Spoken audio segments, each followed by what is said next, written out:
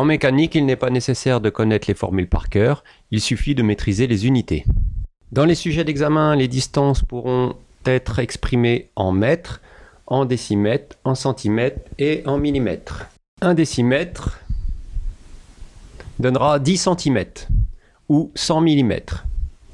1 décimètre donnera aussi 0,1 mètre. On met un chiffre par colonne. Les forces telles que le poids sont exprimées en newtons. On parlera aussi en décanewtons. 1 décanewton est égal à 10 newtons. De même qu'un newton donnera 0,1 décanewton. Dans certains sujets d'examen, on peut avoir des kilonewtons. 1 kilonewton donne 1000 newtons ou 100 décanewtons. La masse, c'est une quantité de matière, c'est exprimé en kilogrammes. La masse volumique, appelée aussi densité, est exprimée en kilogrammes par mètre cube. C'est donc la masse divisée par le volume.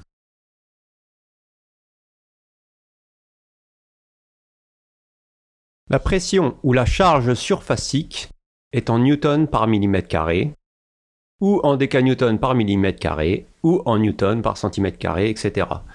C'est une force divisée par une surface. La charge linéique peut être exprimée en newton par millimètre, en décanewton par millimètre ou en newton par centimètre, etc. C'est une force divisée par une longueur. Conversion des surfaces. Nous avons les mètres carrés, décimètres carrés, centimètres carrés, millimètres carrés. 1 décimètre carré donnera 100 cm carrés. On met 2 chiffres par colonne. De même que 1 décimètre carré donnera 0,01 mètre carré.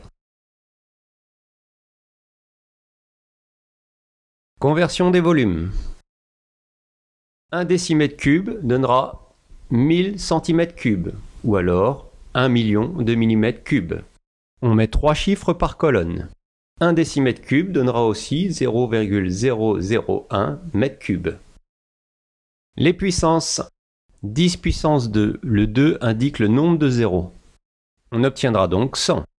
2 fois 10 puissance 2 donnera 200. Les puissances négatives, 10 puissance moins 3, le moins 3 correspond à la position du 1 après la virgule, soit 0,001. 2 fois 10 puissance moins 3 donnera 0,002.